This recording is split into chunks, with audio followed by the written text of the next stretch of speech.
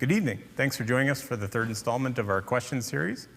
If you're new, my name is Michael Hodges. I'm here with Duff Crerar tonight to talk about the concept of suffering in Scripture. Last 2 weeks, we talked as much as we could about the reliability of the Bible and can we trust it. And the reason we wanted to do that at the beginning was to know that when answering these tough questions, we're going to be relying on the Bible. And we have to make a faith decision, are we going to live by that or not? Hence the two questions at the beginning. Today, in the concept of suffering, it's a rather difficult topic to discuss, and there's kind of three big reasons behind that. One, there's often accusations from both within the church and outside the church that our God, especially the Old Testament God that we read about, is a hateful and genocidal God who supports slavery and other evil things, and this is a common accusation. The second hard question is, often accusations are leveled at the church. How can you believe in God? How can he be all good and all powerful if there's suffering in the world? How can't he just prevent it? And third, it's a very emotional, personal question with suffering.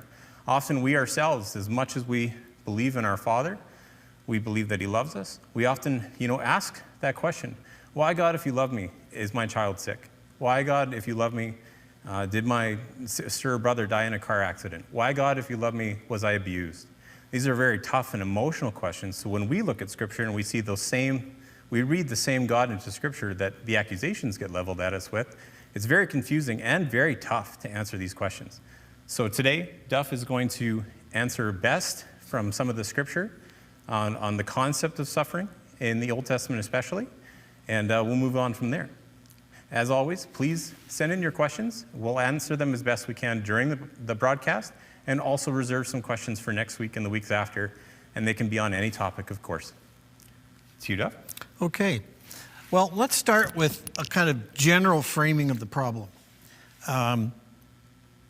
We live in a world of matter, and there seems to be an ingenious collection of arrangements, biological, physical, chemical, around the problem of pain, simple pain.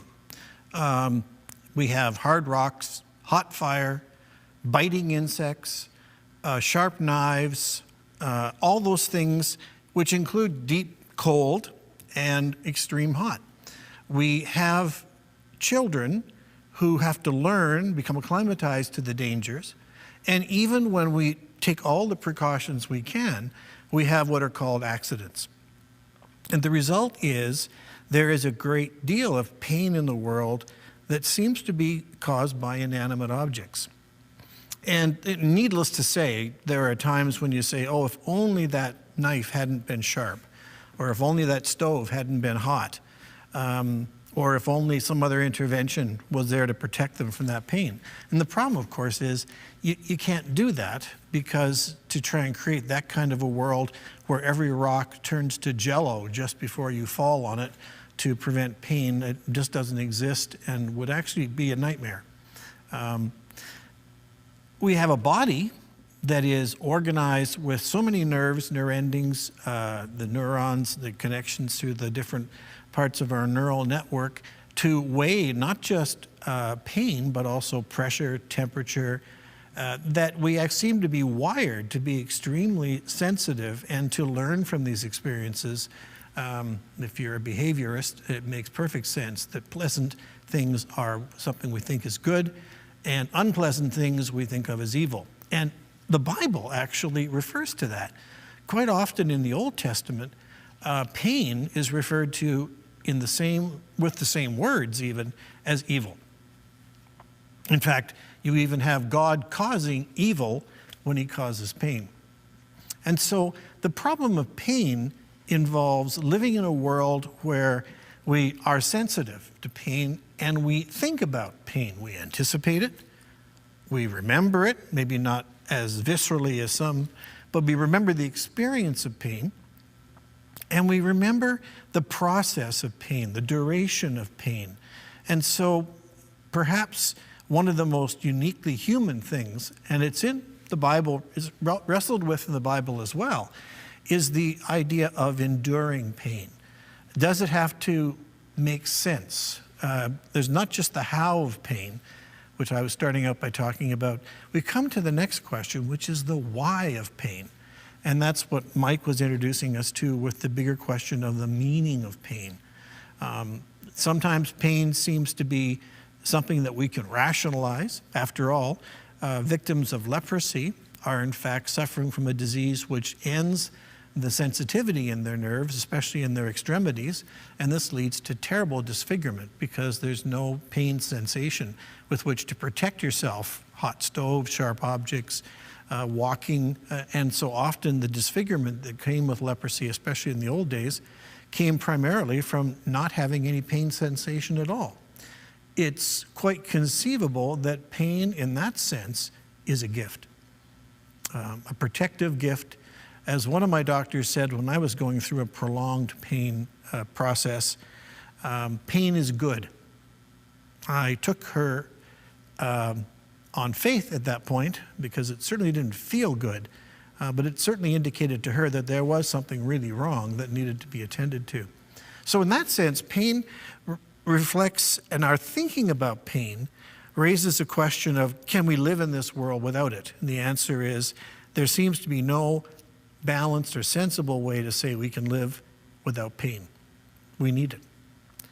However, psychological pain, pain of loneliness, pain of depression, of suffering, the pain of alienation, broken relationships, this is something else that we need to have a look at, and that too can be related to what the Old Testament says. For example, a classic one is the alienation between man and woman that goes back to Genesis 3. For a long time, a very crude literal interpretation of Genesis 3 basically said that as a result of disobeying God, Adam was given command of woman, and woman was placed in a subordinate, inferior position. And so the result became something of a proof text in that passage in Genesis 3 for the subjection of women and the domination of women. What's interesting in the last 25 or 30 years has been a re-understanding of what the Hebrew actually says, especially with Adam saying, "This is wonderful, flesh of my flesh, bone of my bone." You have God designing a helper who is meet, as the King James says. The implication is actually a partner. In fact, if you look at some of the exegesis by the rabbis, the Hebrew says this woman is a co-savior, and that therefore men and women are to save each other in the life that they're going to live together, which undermines and deconstructs the concept of the subjection of women, even within marriage. And so you have a situation where when the descriptive curse, or the description, maybe it's not even a curse, after all, it is a descriptive pronunciation by God that the woman will be ruled over by the man. That has actually come to be understood far more intelligently, I think, in our time, as the old dilemma that a man will assert power and is most comfortable asserting power and maybe not be very good at communicating his emotions. But there are times when I've experienced in my school and in my life, friends of mine who are women who have a real dilemma. Do I endure the neglect? Do I put up with the lack of sensitivity, the lack of partnership, even the crudeness and the brutality of the man that I have a relationship with? Do I endure that rather than protest against it and assert myself because I might risk losing the relationship? And this is a dilemma that I've seen played out, especially in the courtship and dating phases of many relationships. And the sad thing is, you can occasionally find that that unhealthy relationship has been locked into a marriage with all the tragedy and the suffering that comes with it. So there is the deeply personal questions. There is the alienation of a son with a father, constant arguing about things. There is domestic violence. There is the casual suffering that comes from hunger and neglect, slavery, alienation, exploitation. This week, we're going to step aside from that and look at a bigger picture in the macro, you might say the larger environmental question. And the obvious one there is war and conquest. In fact, we have one of the first questions proposed by people knowing this session was going to be happening was, well, what do we do about the way in which the Israelites conquer the land of Canaan, wipe out cities, wipe out ethnic groups, massacre babies? It seems to be a 35-chapter war story, a story of naked conquest that almost raises echoes. And in fact, if you read it that way, you find yourself having a sense of deja vu as we look at things like colonialism and the conquests of imperial nations in Africa, Australasia, Asia, and of course North America and South America. When you talk about exterminating a person or wiping out a tribal identity, it has echoes for us of Holocaust, of the wars in the Old West and battles in Canada, and of course eventually the cultural oppression of the residential schools. Conquest, as we see it, has become a poisonous word, and a word that today people go to extraordinary lengths to oppose, and rightly so. But here it is at the heart of the founding of the nation of Israel in the book of Deuteronomy, described and proscribed by God, and then practiced throughout the book of Joshua. When the Lord, this is Deuteronomy 7, when the Lord your God brings you into the land you are entering to possess and drives out before you many nations, the Hittites, Girgashites, Amorites, Canaanites, Perizzites, Hivites, and Jebusites, 7 nations larger and stronger than you, and when the Lord your God has delivered them over to you and you have defeated them, then you must destroy them totally. Make no treaty with them. Show them no mercy. Do not intermarry with them. Do not give your daughters to their sons or take their daughters for your sons, for they will turn your sons away from following me to serve other gods, and the Lord's anger will burn against you and will quickly destroy you. That has to be remembered as we go on with the rest of the discussion tonight. This is what you have to do. Break down their altars, smash their sacred stones, cut down their Asherah poles, burn their idols in the fire. For you are a people holy to the Lord your God. The Lord your God has chosen you out of all the peoples on the face of the earth to be his people, his treasured possession.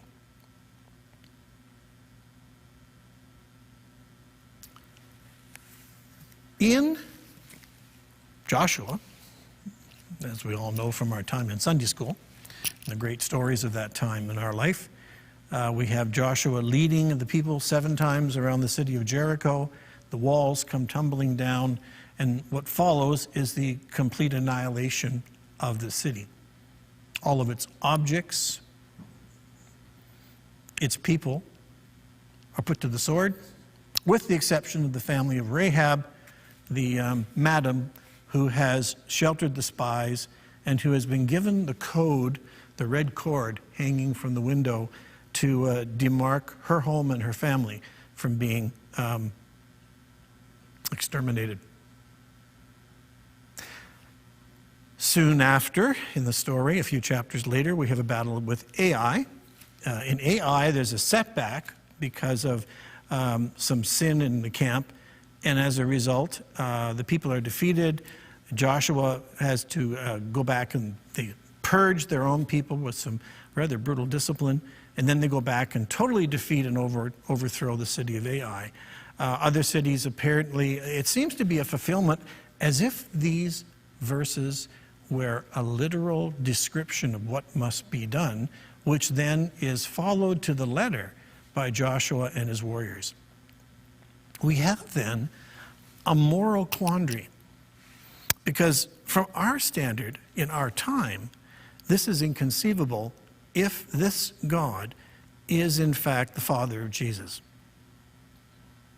Jesus says, I and the Father are one, and yet it seems inconceivable that Jesus would conduct an operation of this sort, or approve or commission an operation of this sort, with its massacre, killing of children, women, destruction, maybe at best the reduction of some of them to slavery, Nevertheless, it's an attrition of identity, of culture, tribal names. Their culture, of course, would include their gods. Every city had their gods. Their kings have to be killed. There's a reason for that. And so as a result, you look at this and it appears to be a book of the Bible which Christians should really remove from their canon. And there's nothing to be learned from it except as an explanation of why in the end the Israelites have Canaan and nobody else does. And of course, the New Atheist movement has made hay out of this verse and made hay out of this passage and made hay out of this episode, which we call the Conquest of Canaan.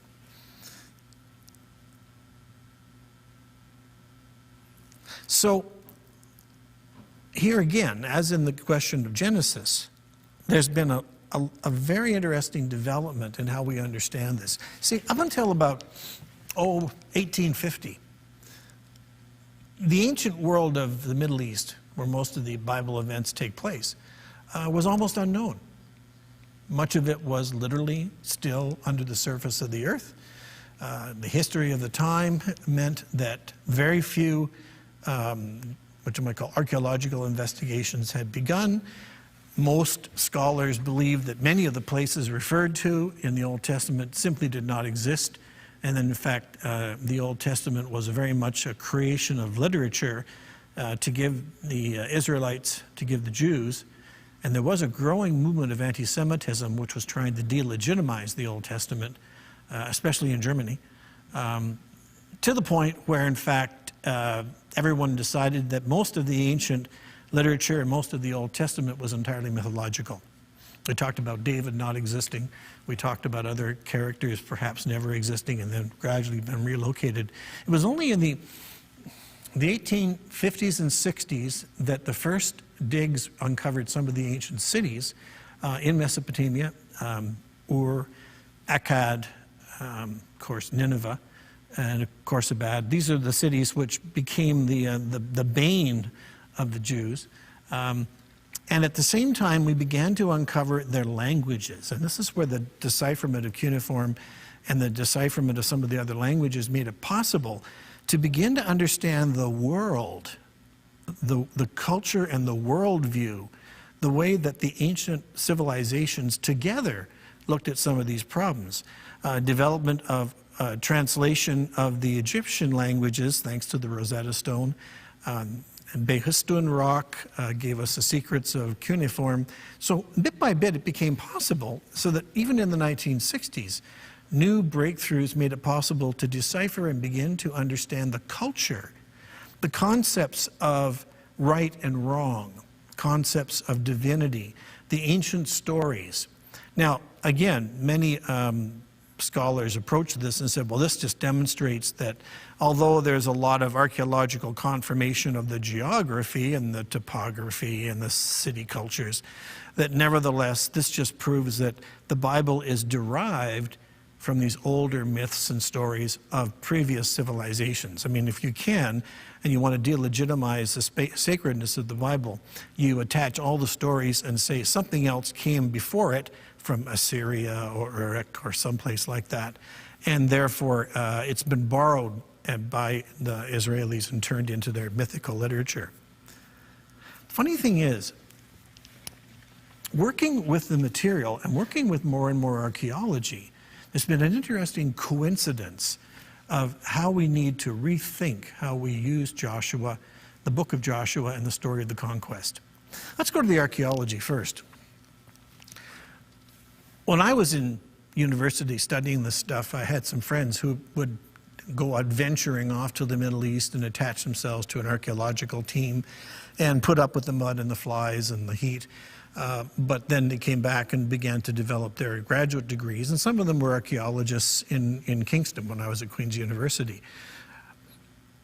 The one in particular went to Hatzor, one of the ancient cities, and did quite a bit of work there and wrote his MA thesis on the conquest. There's two big battles. One, of course, is the account in Joshua accurate? But the other is the date of the conquest. When did the Israelites enter the promised land of Canaan?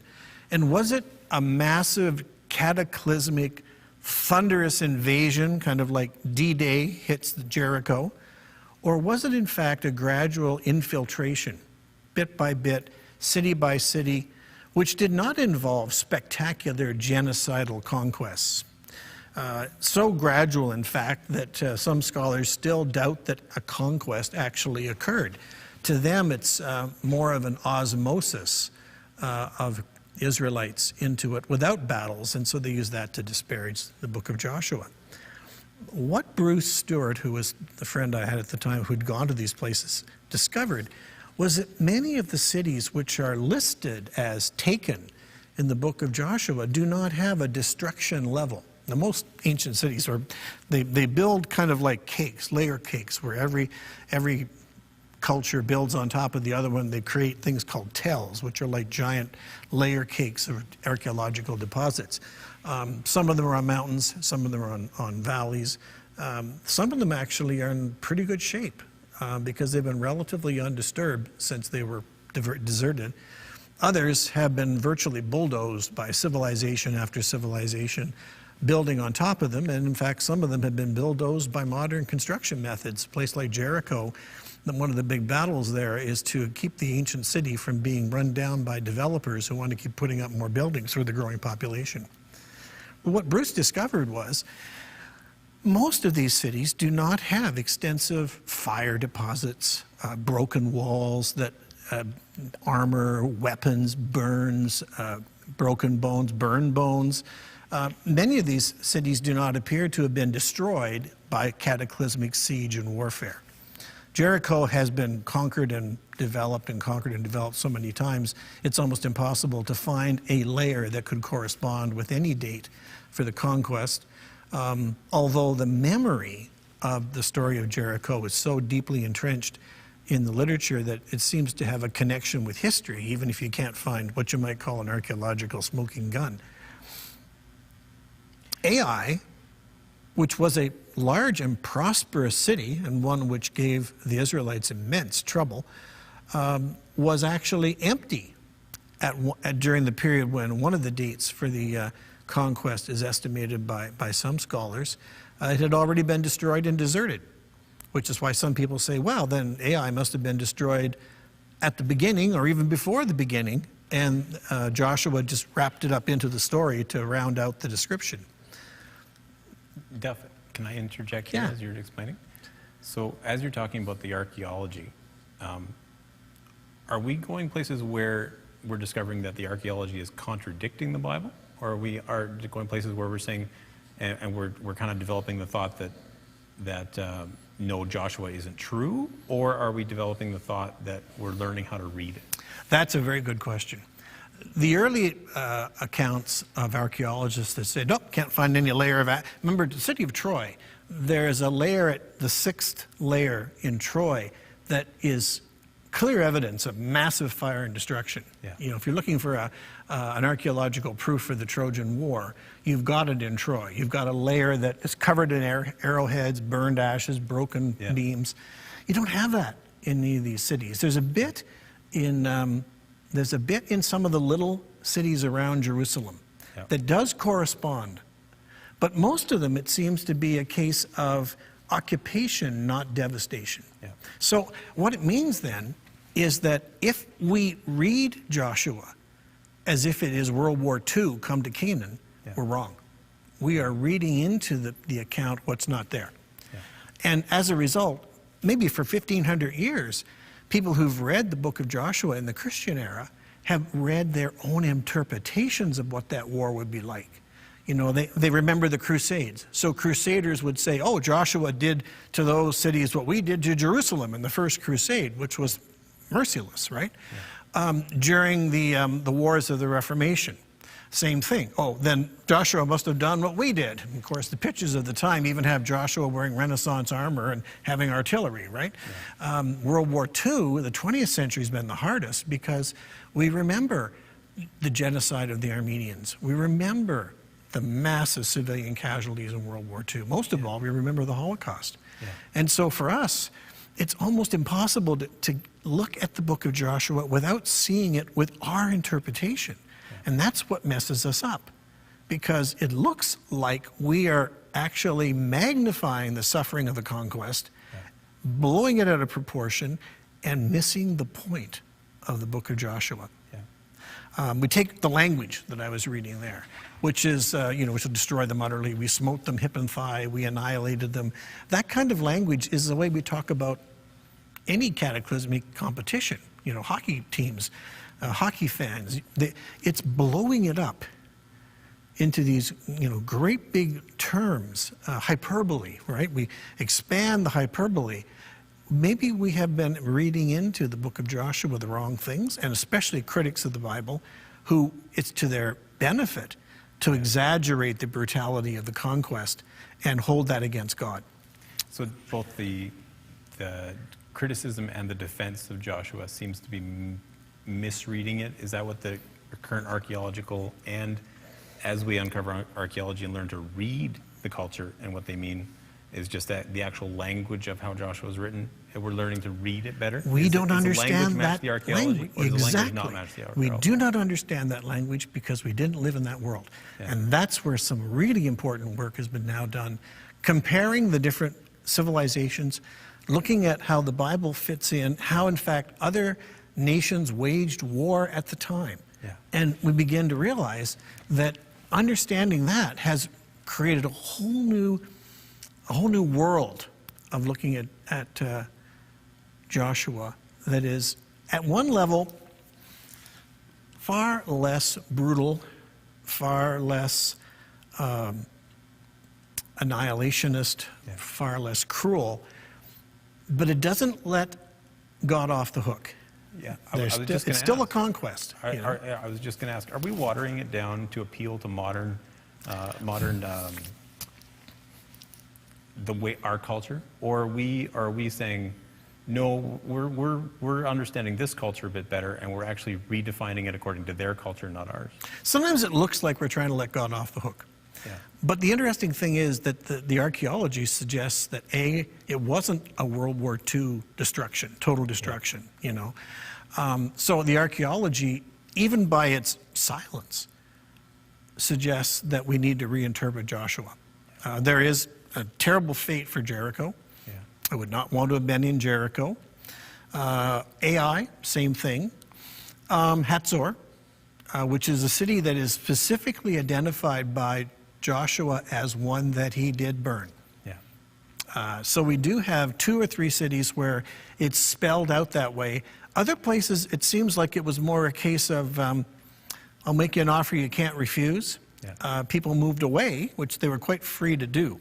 There may, in fact, have been a migration out of Canaan in the face of this mighty nation, which God is obviously on their side. Because we have to remember that's important. Wars are won in the ancient world by the God who is strongest. And so the relentless migration of the Israelites, with 1 or 2 spectacular victories, and probably with a dozen smaller operations, we have, in fact, the general impression in the community, in that area, among the cities and among these tribes, that these people have a stronger God on their side, and we would be wise not to resist. Now, it's also true that in Gibeon, the Gibeonites, they do a little bit of a confidence trick. They manage to contract themselves out as servants rather than be wiped out or to be conquered. And that's an interesting dilemma for Joshua, but God has an interesting process there. They don't even become slaves. I mean, there's a lot of, oh, you clever little creatures, you. We will make you the servants of the tabernacle and the priests. And your identity will be preserved as a subject people, but you're not going to be slaves. They actually, in the end, are given a place within the covenant community. And we know that in the case of Rahab, and perhaps other individuals, women especially, who are willing to convert, that there may have been quite a bit of adoption going on rather than conquest. So can you explain then, from the archaeology and from what we know of the language, both of the cultures around Israel and Hebrew itself, what we know from the documents that we've discovered, in the tablets and other such things in the archaeology that we discovered in the cities that you've been discussing, Yeah. that we discovered. If this didn't happen, then what is it talking about? What is it talking about when it annihilates? What is God telling the Israelites to do? So if it's not telling them to utterly destroy in the way that we understand the word in our modern context, what is he telling them to do? I want to provide our viewers with as much as we can in our time to answer that. If you're going to have a war in the time of the book of Joshua, all the nations, and this, by the way, goes right through the time of Daniel, they have 6 steps. First step, of course, is consult the god or gods. And the second step is decide with the help of the gods whether it's favorable or not to proceed. Yeah. The third step is consecrate your soldiers to the god. It could be Marduk, it could be Bel, any one of these groups, Shemosh or some of these other gods, or Yahweh. Yeah. Then you, what you might say, commence the operations, fight the battle. Your God, being stronger, will win. Then you have a process of eliminating the identity of the other group that you defeat. Yeah. Now, of course, we call that, to a liberal modern world, that's genocide or cultural genocide. Yeah. And it's not friendly to their culture because Yahweh doesn't tolerate other gods. Yeah. So in these cities, which each have their god, and their king is a representation of their god, there's an identity there linked to another god besides Yahweh. Yeah. So when you win the war, or you conquer the city, or you take it, your job is to make sure that that entity, the Girgazites, the Hivites, the Jebusites, that you make sure that that name disappears. Yeah. And when that name disappears, because in the ancient world, you couldn't separate your city from your god and your culture from your god, the god has to disappear too. Yeah. And then usually, and this is why it was a bit tough to be a king, because the king was directly linked to the god, he would have to be exterminated. Yeah. In fact, the one time that we see this in later books is when Saul conquers a town, captures the king, doesn't kill him, takes the animals and plans this big event and puts up a monument to himself, and Samuel is fit to be tied. Yeah. Samuel is livid because the method set by Joshua has not been followed. Right. Saul has failed to do what he should do, and he's no longer king after that because he's compromised with this other tribe, their town, and their king, which is taking the name of God, Yahweh, in vain. Right. See, this is the thing we forget. If you are Yahweh's people, and you take a town with a foreign god or goddess, and you have fought the men won't usually fight because they have to please their god, so you will have combat, and the men will fight, and the men will be defeated, run away or die, or be captured, and usually the men who are a smaller group will fight to the death because it's their identity, it's their god they're trying to please. It's a mutual thing. I mean, there's not a lot of mercy shown because you're in fact waging war in the presence of your God, and it does not do well to compromise with the enemy. One or the other. It's a zero-sum game in terms of that. Now, women is different. It's very interesting that married women would often actually fight with their men, and so often they were killed in the fighting.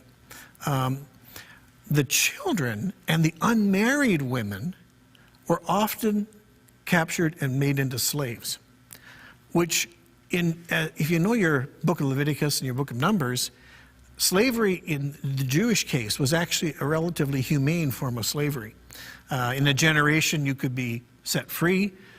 Slavery was not inherited. There were laws protecting the rights of slaves in the covenant laws of Moses. So in that sense, the possibility of absorbing a conquered people through the female line, and they become followers of Yahweh, while the ones who followed the other god are eliminated. So if we're not, so when you read out the Deuteronomy verse, it says destroy them completely. What actually happened then?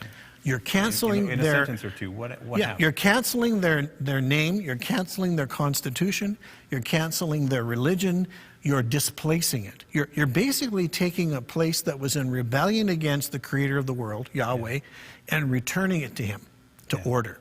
Because the ancient world believed in order. There were two things that an ancient person in the Middle East feared more than anything else. One was chaos, and the other was not being buried properly. Because that meant in the afterlife you were homeless. So in the case of these wars, what God is saying is, outside of my covenant, it is chaos. It's like the earth before I created things. I'm going to have you take this territory, return it to me, I will make order again. It's almost like we're going to start all over again. Like a conquered city restored by the Israelites with its enemy idols destroyed, its enemy deity defeated and eliminated. The name of those people, often associated with their God, has been canceled out. They have been, in a sense, displaced so that the forces of covenant and Yahweh and his people can bring back the order of creation that's been established since the covenant with Abraham. So that's what's happening. It's very theological, and we're not used to that. We're used to economic and military forces, but in those days, it was often about the gods and about the covenants made with them. So in terms of slavery then, so if we say there's displacement, there's adoption of identity, and there's death for those who identified outside of Yahweh, adoption of identity for those who weren't identified with that other culture. If we're redefining this, not redefining it on purpose, but redefining it based on understanding the Old Testament culture.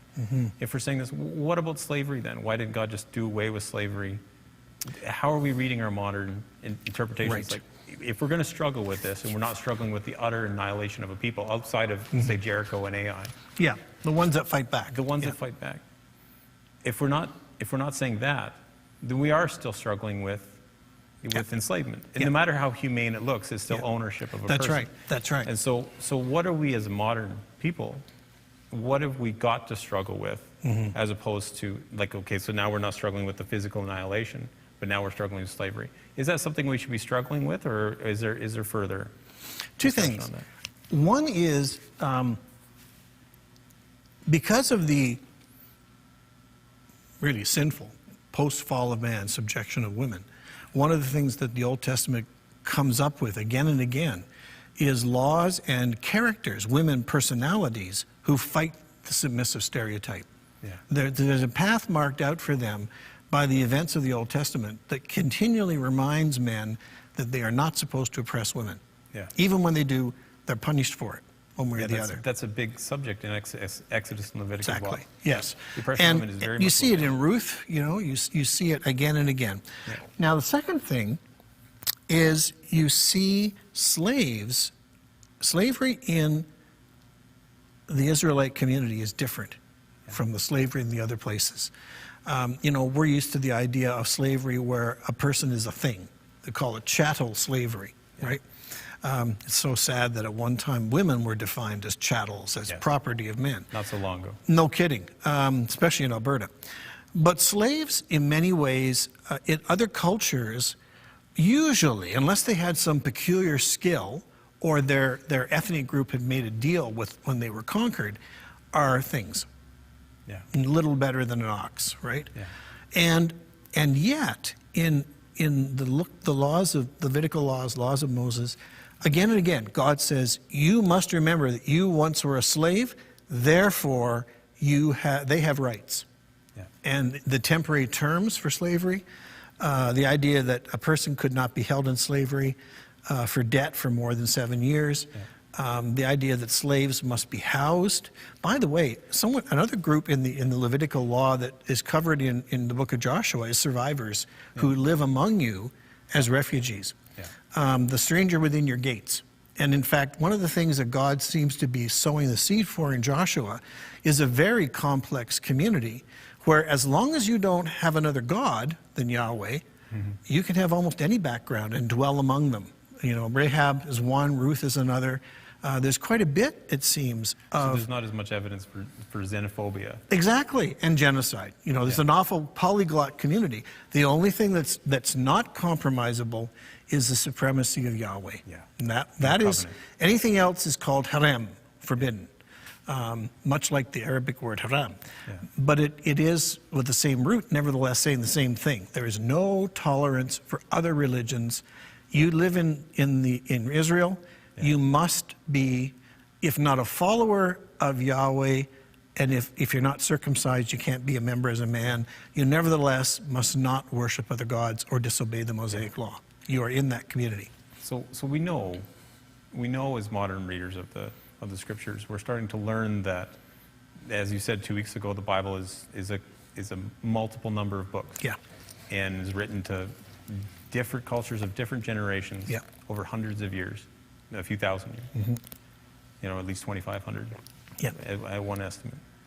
So we know that. So as modern readers, like, we ask, why not do away with slavery entirely, no matter how humane? As the ancient culture, would they do that? Would they consider it good to do that? Well, it's interesting. The Israelites don't encourage slavery, although they have it. And they have this escape process by which people don't remain slaves. In fact, even defeated enemies. It's very interesting that Uriah, Bathsheba's husband, first husband, is a Hittite. Yeah. And they would come down and fight with the Jews as allies, as soldiers, as mercenaries. And the Hittites actually had a culture that was very congenial to converting to Yahweh. So Uriah is actually a convert. He's probably circumcised. Now, to go back to the story of slaves, though, there's a curve, you might say. There's a trajectory of expectations and regulations that makes slavery among the people of Yahweh term certain. It's a limit to it. It's not approved, really. You might say it's a liberation curve that we must be ashamed to say Europeans who reinvented slavery in the 1600s ignored. They returned slavery to a more primitive level than it had ever been. Even worse, although the Romans weren't very enlightened, even worse than the Romans and Greeks. Because they ignored, although they could quote the Bible, they didn't follow it, especially in Joshua. So is that what we're debating? We're saying the Old Testament doesn't justify Christianity's actions later on, as is often accused, as you said, the new atheists, is that people are using this as a crutch for their own oppression. Yes. And we're saying that's a misreading of the Old Testament, specifically how Israel related to other nations, specifically in the conquest of Canaan. The worst thing we've seen done by Christians who have not paid attention and kept up the knowledge that was originally held by the people of God has been to take an Old Testament verse and apply it literally as a New Testament law. It's as if we take the Bible as a rule book to tell us how to be good. And we literally apply verses. And the worst of that is when Christians go to war. I come from a country in Scotland where the lowlands was scarred by wars in the 17th century. And the Covenanters would quote the Old Testament and preach these long sermons, taking all of that crusading, killing language literally. So they would go out to fight, say, the Stuart kings and talk about slaying the Amalekites. And they would. They would not take prisoners. They turned that language and perverted it by taking it literally out of context. The Crusades the same way. There's never been a God-quoting, religion-quoting, biblical-quoting army like the crusading armies, but totally out of touch. And yet using names like Jericho, Joshua, using examples, and taking all those smiting and slaying verses literally without in any way being held accountable to what it really meant. And in that way, we know that a way succinctly, if it's fair to say, would be that the Bible is written for us, for our benefit, but it's not written to us. So I need to understand how it was read by the people it was written to. And archaeology is one of those ways in which we... It has to be translated. We have to take a look, and we know that just quoting a Hebrew word like haram, without understanding what it means, is easily translated as annihilate. Well, annihilate the idolaters. Right? And that's the word used in that Deuteronomy verse you quoted. Exactly. And yet we now know that does not mean that at all. It means displace, eliminate the identity, but not the lives. not their blood, not their genes, not their children, but to eliminate their identity, which worshiped an idol god, and make them available, if they stay and submit, to the covenant. So that, one of the interesting things is, I think people think that the conquest of Canaan was meant to be a campaign where the Israelis would come, carve out a place for Yahweh, and then build their city and build their temple, and it would be the base from which they would conquer the world. Yeah. The irony is that if you read Joshua and Deuteronomy carefully, they're actually being expected to make an ideal country under Yahweh, which people would want to join. Yeah. It's not evangelism as we think of it. It's creating this, literally, a city on a hill, which, as Isaiah says, people will come and say, hey, you're a Jew, take me to your God, because it's so wonderful in Israel. And that was the plan. And we know that because they stopped. We know that because they made treaties with one nation next to the other that they displaced. Yes. Yeah. So that's where the model is. God is creating a place where the order of creation can be restored through the covenant and through his people, obedient to the promise to Abraham, people who are possibly more open to being programmed because they've been slaves for 300 years, and are therefore less wedded to their old tribal habits. But at the same time, it doesn't entirely work. Yeah. It does in the end fail. And that's because over the kings of Israel and later Judah fail at the one thing they should never have done. They tolerate the worship of other gods on that sacred soil. Yeah. It's really interesting. We forget this, but when a Christian does not live up to the name of Jesus, it's a form of taking the name of God, Jesus, in vain. Yeah. And when the Old Testament kings of Israel and Judah, when they tolerated on this land, which God had given them and Joshua and Caleb had obeyed for, and allow the worship of other divinities on these hilltops, Asherah poles, Baal, when they allow that, the kings are actually violating their essential role and forcing their kingdom to take the name of God in vain. Yeah. And Yahweh will not tolerate that forever. The exile to Babylon and the loss of 10 tribes into the air by the Assyrians, never to be found again, is exactly what had happened to their enemies when the conquest occurred, because they weren't following Yahweh. Yeah. Now we see the people of God drifting so widely that we actually have to have them displaced by idolaters, and that does seem to cure, in the Babylonian captivity, finally cure the Israelis of idolatry. But that's what it takes. So war is not genocide. It's cruel. It costs lives. Terrible things happen in war. But nevertheless, the intention is not genocide. It's to change the God from the idolater to the true God, and the people who follow it. So as we've been attempting to explain this, at their current level of knowledge in a small amount of time, and I do encourage the viewers to ask for what resources are being used for this kind of discussion, because there is a lot behind what Duff is saying, and even in my limited knowledge, which is very, very limited, I can even hear a lot behind what Duff is saying. So if you have more questions, please ask very specifically, and ask what he's reading to come up with this.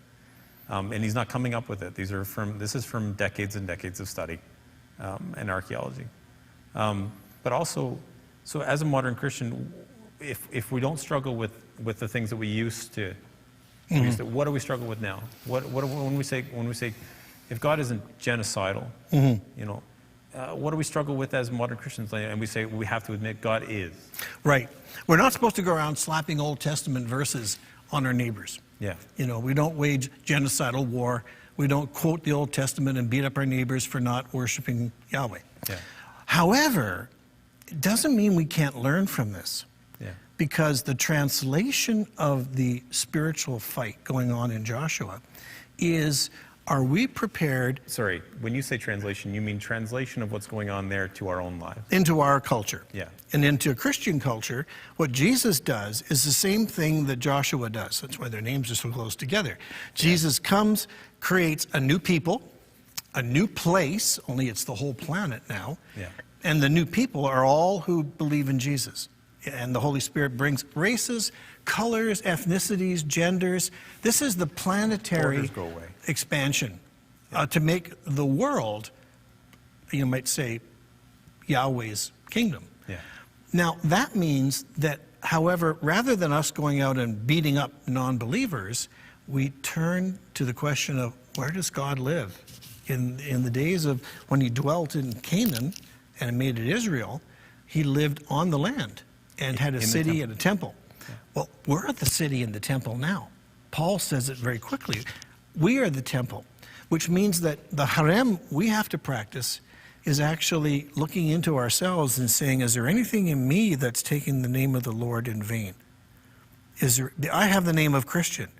Is there anything in me that actually behaves like an idolater? Mm-hmm. I should be ruthless with that. Yeah. That's why, it's interesting. I talk to Muslim friends about jihad. Yeah. And jihad is another word that's been twisted quite a bit over the centuries. But and there's one meaning of it that is I find very interesting, and that is that jihad is a struggle against sin in yourself. Yeah. And you're supposed to be ruthless with your own sinful tendencies. Well, that's exactly what Jesus says when he says, if your eye offends thee, rip it out. He doesn't really want to see a lot of deformed, monocular Christians, but he does want to see that attitude. C.S. Lewis wrote about this, that in fact, he said that the Psalms, where you have Psalms that are called imprecatory, where you're cursing people, are actually the best way to see those is that we should have that same anger at our own faults and be that ruthless to exterminate our disloyalty to God. Yeah. So if we're going to struggle as modern Christians with a concept then about God, maybe not the exclusivity of in a xenophobic way, but the exclusivity of worship, in that when confronted from by a non-Christian saying your God is like this, we can say yes, he's a jealous God and that only him, but no, not a jealous God and only certain people. Well, sure, and the method is Jesus' method, not Joshua's. Yeah. That's the translation into our time. Yeah. Follow Jesus, but with the same process of self-regulation, self-observation. We have church discipline, so that the churches don't take the name of God in vain by immoral living and corruption. Yeah. Not always successfully, but that's the problem, because we've lost our way in thinking of the church as somehow being superior without that need to be ruthless with ourselves. Yeah. We've lost the point, you might say, lost the plot, as the British Navy guys say. So a next step then would be to say a Christian today following Jesus' establishment of his kingdom on the earth now is that because of that, we do not have the right to use force against someone who belongs to another religion. We do not have the permission, the entitlement to be coercive, to force other cultures to conquer them.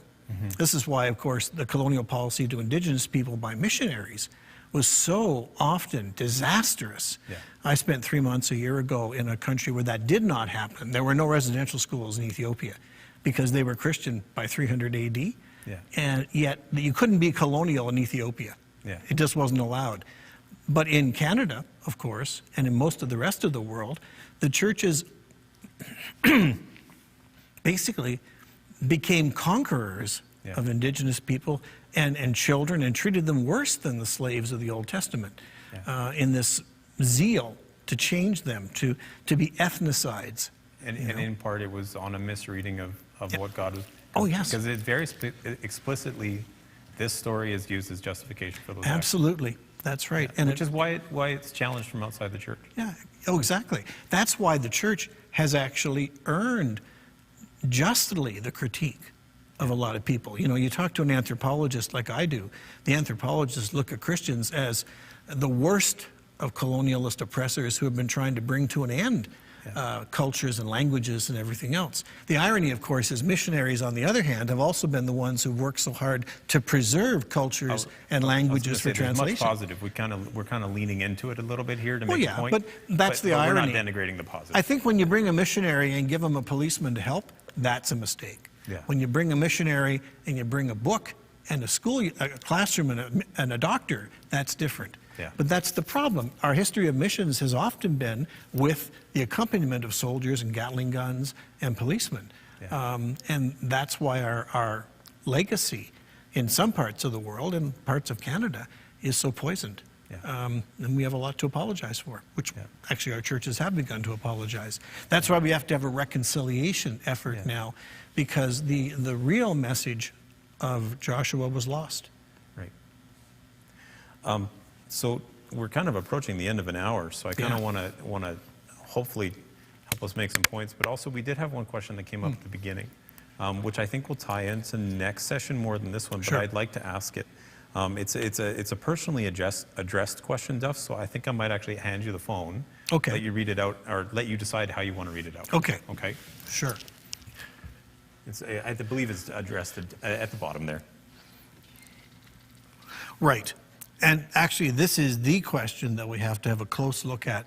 And we'll use that to bridge, I think, into our next class. Why am I suffering? God, what are you doing? You know, what good is this doing? Yeah. You know? And to connect that to this week, in that, so we're opening up the understanding of who God is in the Old Testament and saying he's not contradictory to the one in the New, in a new way of understanding. And we don't, but again, connecting it to so if I'm trying to believe in that God, that still doesn't help me with his interaction with the Canaanites was different than we understood, but it still doesn't change his interaction with me. So let me take you on a walk with that. Yeah.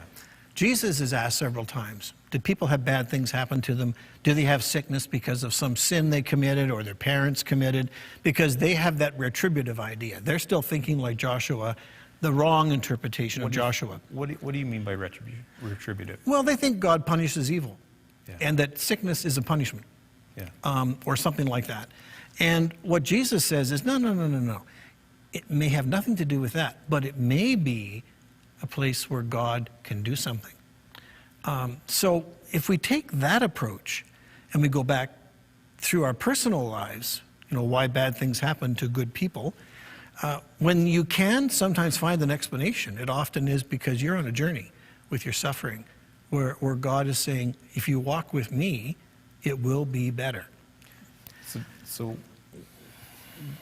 I know we're going to address this a lot more next week. Yes. So to the questioner, please do chime in next week, and Duff's going to speak on this a lot more next week. Yep, and we'll see. But also just I'm going to ask emotional follow-ups on this, right? Because it's an emotional question, and it's indeed all of our emotional questions. So, to almost be crass, who cares what I have to learn? Well, and because as we struggle through the suffering, we don't want to grow. We want to grow. We want to have faith, but we also don't want to grow. Can we not have some alleviation of this? And I've asked that question many times personally. So I don't know the level of suffering in the questioner, but I also have personally experienced stuff where I've gone, this has become unbearable. Sure. So what am I supposed to learn inside of unbearable? So let's look at how next week the New Testament deals with suffering in a little different way. For one thing, Jesus doesn't have a country. He doesn't have a promised land. He doesn't have a covenant. So in a way, for us, we learn from the Old Testament. We learn what not to do from the Old Testament. But what Jesus can show us in the New Testament is how suffering is something that he does with us, not to us. But also that doesn't always take the suffering away. A Christian suffering is very interesting because we've had so much experience with it. 2,000 years now, and suffering Christians. About it on Sunday to quite a large extent. Yeah. And in my own experience, I think, in fact, to tell you the truth, Paul seems to imply that every Christian is going to do some suffering. That it's actually part of our carrying the cross of Jesus is experiencing. There's another song that Steve Green sings that, if you're going to follow Jesus, you're going to suffer some, you know. And I think that's where we look at the New Testament and we see a totally different, but not unrelated, okay, not disconnected world. Yeah. Because after all, David writes in the Psalms, my suffering isn't the end. Yeah. There's hope. And that's the hope in the Old Testament for those who suffer. Often women, widows, Samuel's mother, Ruth, again and again. People, even little Mephibosheth, who has his legs broken and is a cripple for life, David adopts him into his household. He will never need anything. The attitude of looking after the poor and the downtrodden in the Old Testament, these are all responses that Yahweh lays out as part of the covenant to deal with personal suffering. And then, because we often lose that in our thinking, Jesus brings it right back in front of us and says, see my hands? Yeah. See my feet? See my side? And that's a very important part that we don't want to leave out. Yeah. Because it makes sense out of all this. We learn actually much about how Jesus is going to deal with suffering by going back and looking at the Old Testament. Yeah.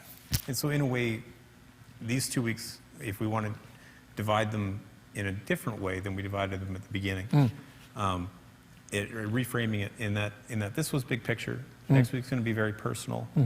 But also in a way this week we've introduced to that the Bible doesn't justify oppression as much as we think it does. Yes. And so the accusations that are leveled at it, we can defend it from that perspective rather than from our own misunderstanding. Yes. And then next week is okay, so if it doesn't justify in the way that we think it does, the causing of suffering to other people, and it doesn't describe God causing the suffering in the way that we think it does, although that is a topic that we haven't had enough time to address. That next week will be the address of, okay, so how do we engage with the suffering of both ourselves and others? Yes. Yeah. In that Absolutely. okay, so we don't justify causing it. We're going to understand God differently here in the Old Testament, but we're also how to engage with it in ourselves and others. That's right.